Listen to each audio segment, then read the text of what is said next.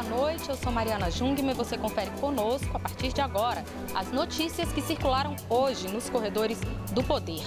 Sobre violência, o governo estuda criar um Ministério da Segurança Pública. E no Rio de Janeiro, o ministro da Defesa diz que os episódios de violência no Carnaval foram inaceitáveis. Tudo isso você confere conosco pela TV Brasil, pela Rádio Nacional e emissoras públicas de todo o país.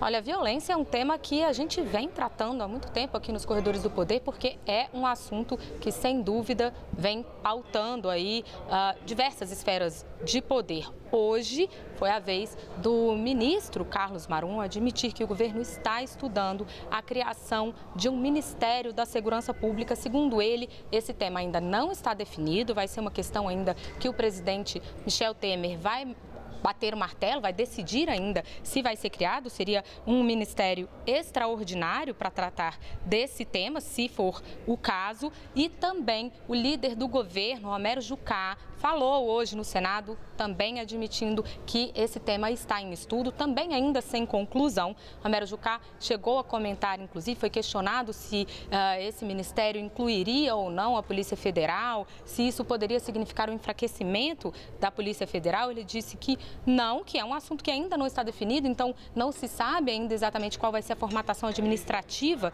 desse possível ministério, mas negou que possa haver qualquer interferência nos trabalhos de investigação dos inquéritos que estão sendo conduzidos pela Polícia Federal, mas disse que, se o Ministério for criado, a ideia é fazer aí uma junção aí das forças de segurança, né, para garantir um trabalho mais integrado dessas forças. Lá no Rio de Janeiro, foi o ministro da Defesa, Raul Jungmann, que falou também sobre a preocupação com a violência, sobre os episódios que ocorreram no Carnaval. Raul Jungmann, que inclusive se reuniu com o governador do estado, mas a gente vai saber mais detalhes sobre isso com Maurício de Almeida, né, Maurício? Boa noite. Olá, Mariana, boa noite. Esse encontro aconteceu hoje aqui no Rio de Janeiro, no Palácio Guanabara, que é sede do governo do Rio. Raul Jungmann se encontrou com o governador Luiz Fernando Pezão, com representantes da cúpula da segurança pública aqui do estado. O encontro durou aproximadamente 1 hora e foi motivado por causa desses atos de violência que aconteceram durante o Carnaval, diversos arrastões que aconteceram em vários blocos aqui do Rio de Janeiro. O governador Luiz Fernando Pezão já admitiu que o estado falhou no planejamento da segurança para o Carnaval e hoje se reuniu com o ministro da Defesa para tentar planejar futuros planos de segurança aqui para o estado. O encontro, como eu falei, durou aproximadamente 1 hora e Raul Jungmann saiu sem conversar com jornalistas e o governador Luiz Fernando Pezão também não recebeu a imprensa. Portanto, ninguém sabe o que aconteceu durante esta reunião. Ontem, em Brasília, o ministro da Defesa já tinha comentado os atos de violência durante o Carnaval. Ele disse que foram atos inaceitáveis, inadmissíveis para a realidade brasileira. Vamos ouvir o que o ministro disse. A situação do Rio de Janeiro, durante o Carnaval, como aliás o próprio governador reconheceu, ela de fato foi lamentável e aqueles fatos, eu diria, impactaram muito o governo. O governo federal pensa em tomar medidas adicionais no que diz respeito ao problema da segurança do Rio de Janeiro. Evidentemente que em conjunto, em cooperação com o governo do estado. Nós não tivemos nenhuma solicitação, não houve uma solicitação para que nós interviéssemos. E o próprio governador, ao reconhecer que tinha um certo despreparo, depois ele também lembra que eles reforçaram esse policiamento. E isso foi também percebido pela população. Essas medidas precisam ser tomadas imediatamente, porque no sábado o Carnaval é retomado aqui no Rio de Janeiro, com diversos blocos desfilando tanto no sábado quanto no domingo. No sábado também tem um desfile das campeãs no Sambódromo e mega blocos vão tomar conta do Rio de Janeiro. No sábado tem um bloco das Poderosas, da cantora Anitta, e no domingo, fechando o Carnaval, o monobloco do Pedro Luiz. São blocos que levam mais de 300 mil pessoas para as ruas. Portanto, a medida de segurança tem que ser tomada amanhã, para no fim de semana funcionar e evitar de novos arrastões aqui no Rio de Janeiro, enquanto as pessoas querem apenas brincar o finalzinho do Carnaval, Mariana. Pois é, a gente lembra, né, que essa questão da violência não é uma questão do Rio de Janeiro isolada. A gente começou o ano com rebeliões em presídios por diversas partes do país. Na abertura do ano legislativo, o presidente do Senado e do Congresso disse que segurança pública vai ser um dos principais temas desse ano. O presidente Eunício Oliveira disse, inclusive, que não vai haver quem possa fugir desse debate sobre segurança pública nas discussões ali durante o debate eleitoral, né? Agora, Maurício, a gente volta aí para a pauta do Rio de Janeiro, porque ontem teve um temporal aí na cidade que resultou, inclusive, em mortes e num pedido da prefeitura até para que as pessoas evitem se deslocar pela cidade, né? Foi isso mesmo, Mariana. Uma forte chuva, um temporal muito intenso que caiu no Rio de Janeiro do fim da noite para a madrugada. Durante 5 horas, a cidade ficou em estado de crise. Infelizmente, 4 pessoas acabaram morrendo e 1.000 estão desabrigadas. Diversas ruas ficaram alagadas, provocando um grande congestionamento no início da manhã de hoje. Congestionamento que chegou a 90 quilômetros. Por isso, teve essa recomendação da Prefeitura durante a parte da manhã para quem não precisasse sair de casa, que não tivesse uma emergência, que era melhor ficar em casa para tentar diminuir o caos que se transformou a cidade. O prefeito do Rio, Marcelo Crivella, continua viajando. Ele saiu da cidade durante o carnaval e permanece na Europa. Mas em uma rede social, ele publicou uma mensagem e disse que de longe estava acompanhando tudo o que acontecia aqui na cidade, que designou 2 secretários que estariam trabalhando no centro de operações aqui da Prefeitura para tentar devolver a normalidade para a cidade. Os 2 secretários foram para lá para comandar todas as ações da Prefeitura. Um deles é o secretário da Casa Civil, Paulo Messina, que conversou com os jornalistas. Vamos escutar.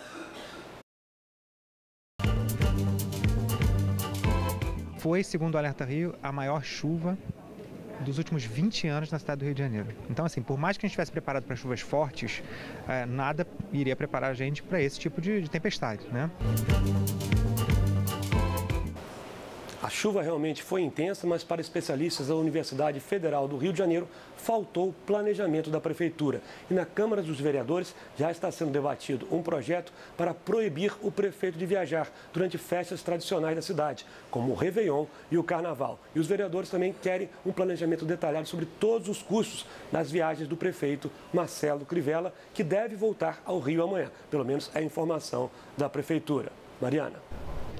Ok, obrigada, Maurício de Almeida. Agora, pelo menos no que se refere às estradas, parece que nós tivemos um carnaval menos violento. A Jéssica Gonçalves, que está trazendo para a gente hoje as informações da Agência Brasil e da Rádio Nacional, né, Jéssica? Acompanhou aí os detalhes sobre esse balanço das estradas da PRF, né? É sim, Mariana, boa noite a você e a todos que nos acompanham. Olha, o número de acidentes durante o carnaval nas rodovias federais do país diminuiu 14% em relação ao ano passado. Esse foi o resultado da Operação Carnaval, realizada pela Polícia Rodoviária Federal. Foram 6 dias de operação, entre 9 e 14 de fevereiro. Os focos da fiscalização foram embriaguez ao volante, excesso de velocidade e ultrapassagens proibidas. Os acidentes graves com vítimas ou óbitos caíram 16%. E o número de mortes foi 31% menor. E um outro assunto, uma publicação voltada para povos indígenas, comunidades tradicionais e agricultores familiares, foi lançada pelo Ministério do Meio Ambiente. A intenção é informar essas comunidades e toda a sociedade sobre os direitos e obrigações para acessar o patrimônio genético, que é o conjunto de informações de origem genética dos seres vivos. Esse patrimônio genético é muitas vezes a base para a confecção de novos produtos, como remédios, cosméticos e até a produção de sementes. De acordo com o Ministério do Meio Ambiente, conhecer a lei é fundamental para que esses povos protejam os conhecimentos tradicionais. O material vai ser levado às comunidades pelo próprio Ministério. E falando sobre educação, os candidatos pré-aprovados na primeira chamada do Programa Universidade para Todos, o ProUni, têm até o dia 23 para comprovar as informações junto às universidades selecionadas. São informações de cadastro e renda, tanto do candidato quanto do seu grupo familiar, e comprovação de residência, além de informações complementares. Para quem não foi pré-selecionado, ainda tem chance na segunda chamada, viu, Mariana? Obrigada, Jéssica Gonçalves. Vamos agora até São Paulo falar com a Vanessa Casalino. Vanessa, houve aí uma recomendação do Ministério da Saúde para que seja ampliada a vacinação contra a febre amarela, né? Boa noite. Verdade, Mariana. Boa noite para você, boa noite a todos. O Ministério da Saúde alertou hoje para a necessidade de ampliar a vacinação nos estados de São Paulo e Rio de Janeiro durante a campanha contra a febre amarela. Dados preliminares mostram que até hoje, quinta-feira, apenas 19% do público-alvo do Sudeste tinha sido vacinado, o que equivale aí a quase 4 milhões de pessoas. A orientação do Ministério é para que os estados continuem vacinando até atingir a alta cobertura. No Rio de Janeiro, a campanha já foi prorrogada por causa da baixa procura. Por lá, apenas 12% do público-alvo foi vacinado. Aqui em São Paulo, a campanha termina no sábado, quando acontece mais um dia D de mobilização, e aí o estado vai avaliar a necessidade de prorrogação da campanha. Por aqui, 26% do público-alvo foi imunizado até agora em todo o estado. Lembrando que na Bahia, a campanha de fracionamento da vacina começa na próxima segunda-feira em 8 municípios.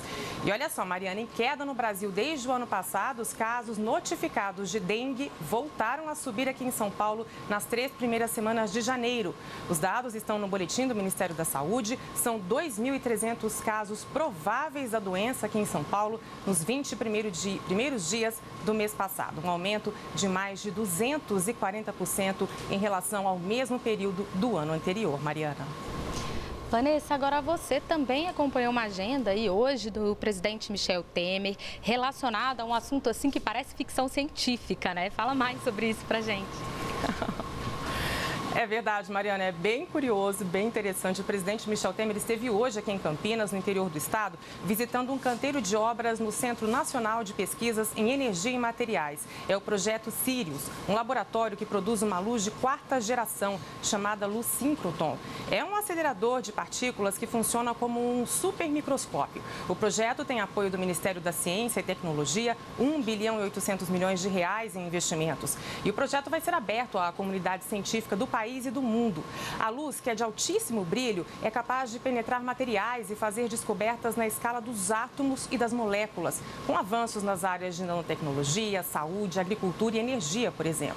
O presidente Michel Temer ficou impressionado com o projeto, disse que ele revela as potencialidades do país. Na internet, o presidente chegou a tuitar sobre o assunto, disse que toda pesquisa de ponta gera efeitos que vão muito além da teoria, que se revertem em inovações para a indústria, em dinamismo para a economia e em bem-estar para a população. Acrescentou ainda que o projeto contribui para que tenhamos novos medicamentos, melhores materiais para a construção civil e técnicas mais avançadas de exploração de petróleo e gás. O acelerador teve a construção iniciada em dezembro de 2014 e está com 80% das obras concluídas. A previsão é de que entre em funcionamento no 2º semestre desse ano. A conclusão total está estimada para 2020.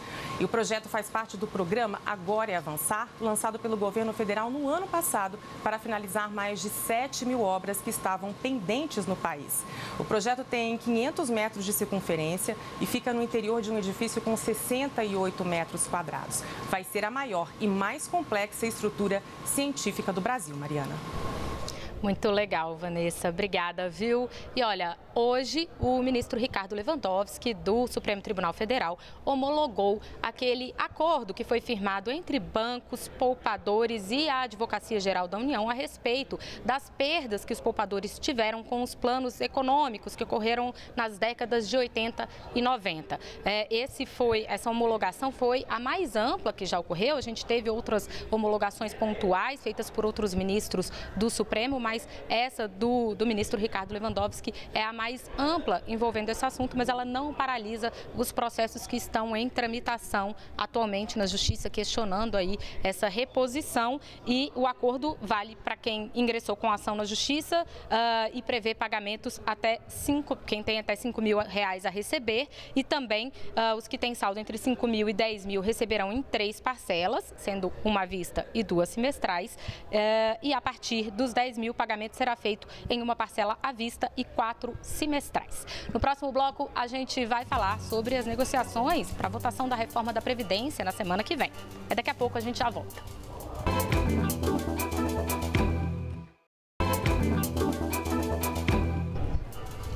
Olá, eu sou Mariana Jung e nós estamos de volta com as notícias que circularam hoje nos corredores do poder.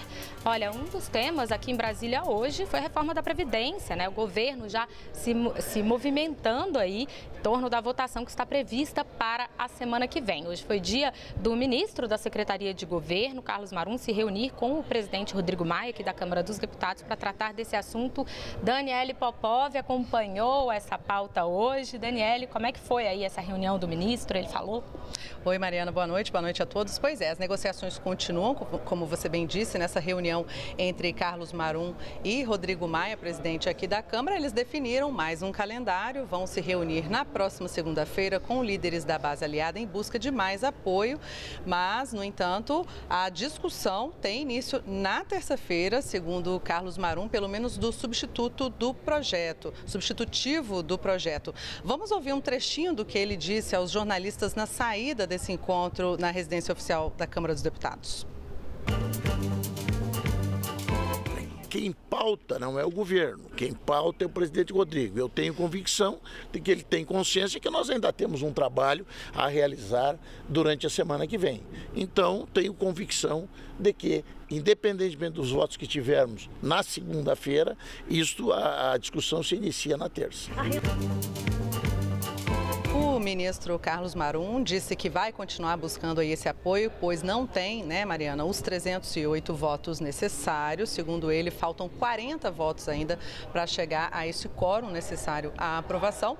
Disse que essas negociações estão avançando, que o governo aceita até fazer algumas concessões, desde que mantidos alguns pontos essenciais para o governo, que são a idade mínima e um regime de previdenciário único para todos os brasileiros. Mariana. São pontos que o governo já vem ressaltando há muito tempo como essenciais, né, Dani? O deputado Darcísio Perondi, que é uma das principais lideranças também do governo aqui na Câmara dos Deputados, também falou hoje que faltam cerca de 40 votos, aí um discurso afinado, mas disse que as condições estão melhorando para o convencimento dos deputados. Ele se mostrou otimista em relação a isso, disse que as condições estão melhorando e que agora esses próximos dias vão ser fundamentais, vão haver reuniões e a ideia é conversar, tentar convencer. Agora, quem também falou sobre a reforma da Previdência hoje foi o líder do governo no Senado, Romero Jucá. Também disse que o assunto está aqui, vai caber ao presidente da Casa, Rodrigo Maia, definir se há condição ou não de colocar em votação. Ainda não é um tema que está no Senado, mas Romero Jucá disse que se a reforma da Previdência não for votada agora, em algum momento ela terá que ser votada, não vai ter como fugir desse assunto. Agora, Romero Jucá falou disso porque hoje, né, Daniele Popov, teve sessão, tanto no Senado quanto na Câmara dos Deputados. Pelo menos havia previsão agenda, né? Havia previsão de ter sessão não deliberativa hoje nas duas casas. Isso. No Senado teve. Romero Jucá, inclusive, falou por lá e por aqui. Lá ele falou, inclusive, sobre a questão dos venezuelanos que entram no Brasil pelo estado de Roraima, que nós falamos ontem aqui no programa, né, Mariana? Outros senadores falaram, a sessão foi aberta pelo senador José Medeiros, mas aqui na Câmara, a sessão que estava marcada para as 14h foi aberta pelo deputado Augusto Carvalho, que é aqui do Distrito Federal. Não houve quórum para a abertura desta sessão, ou seja, né, Mariana, a casa com 513 deputados, não houve quórum para a abertura dessa sessão, portanto, ela foi encerrada ali por volta de 14h30 e lá no Senado havia até uma pauta para discussão ali entre os senadores, havia uns vetos a serem votados. Essa pauta foi transferida para a próxima terça-feira, então eles não apreciaram nada. Hoje eles aproveitaram o tempo, né, Mariana, como a gente sabe, conhece aqui o procedimento do Congresso Nacional, as segundas e sextas-feiras isso é muito comum, eles aproveitaram aquele tempo ali em plenário na tribuna para falar ali com seus eleitores, né, para fazer aqueles discursos que normalmente são publicados e várias vezes também são transmitidos pela Voz do Brasil. Pois é, e olha, além dessa questão que a gente citou antes, da questão da reforma da Previdência, há um outro tema também na semana que vem, que está previsto para o Senado, acaba que é um tema que nessas sessões, são temas que nessas sessões não deliberativas os parlamentares já começam a discutir, há uma pauta microeconômica para ser discutida no Senado na próxima semana, enquanto a reforma da Previdência não chega por lá. Há, por exemplo, questões relacionadas à privatização da Eletrobras, que está em uma medida provisória, portanto, em comissão mista, né, que envolve também os senadores, e há outros projetos nessa pauta microeconômica, como um, por exemplo, que elimina a cobrança de imposto sobre serviços na exportação de serviços. Então, por exemplo, se uma empresa de engenharia for prestar serviços em outro país, esse imposto deixaria de ser cobrado se esse projeto for aprovado. E também um projeto de lei que prevê que o chefe da Casa Civil compareça à Comissão de Assuntos Econômicos do Senado com certa periodicidade para explicar o que o governo vem fazendo para melhorar o ambiente de negócios no Brasil. São alguns dos temas que vão estar em pauta no Senado na próxima semana. Agora, sobre microeconomia mesmo, a gente sabe, é aquilo que envolve o bolso do trabalhador diretamente. E aí, nesse aspecto, os servidores públicos do Rio de Janeiro parece que têm a comemorar, porque Maurício de Almeida, a previsão aí de que o governo do Rio parece que voltou a pagar os salários em dia. É isso mesmo? Mariana, a promessa do governador é pagar amanhã os salários de todos os servidores. São cerca de 462 mil funcionários ativos e inativos. E amanhã é justamente a data prevista para que esse pagamento aconteça, que é o 11º dia útil do mês. Se isso realmente se confirmar, será pelo segundo mês consecutivo que o governo do estado consegue pagar todos os funcionários ativos e inativos na data que é prevista em lei, o 11º dia útil. Para fazer esses depósitos, o governador vai ter que desembolsar do estado R$1,7 bilhão.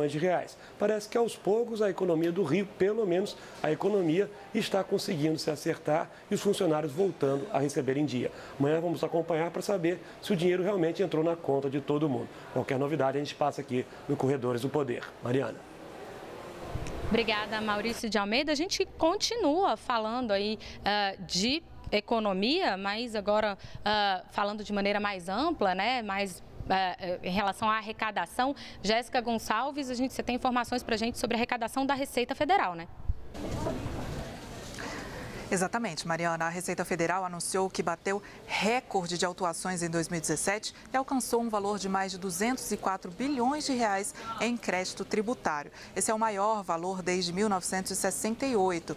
Até agora, apenas 638 milhões de reais foram pagos. O restante está em fase de cobrança ou corre em processos judiciais que ainda não foram julgados. O valor total superou a expectativa prevista para o ano e representa um aumento de 68% em relação a 2016. Segundo o balanço, a indústria responde pela maior parte do valor autuado. Logo em seguida está o setor de prestação de serviços e o comércio. E para este ano, a Receita espera que as autuações cheguem a quase 150 bilhões de reais. Entre os focos do trabalho do órgão para este ano está a Operação Lava Jato. Para 2018, a Receita trabalhará com o objetivo de encerrar a maior quantidade possível de fiscalizações da Operação Lava Jato. De acordo com a instituição, dentro da operação, 880 ações fiscais ainda estão em curso. Ao todo, até o dia 31 de dezembro, foram autuados no âmbito da Lava Jato mais de 17 bilhões de reais. E ainda falando de Receita Federal, já está disponível a partir de hoje a restituição residual do imposto de renda da pessoa física.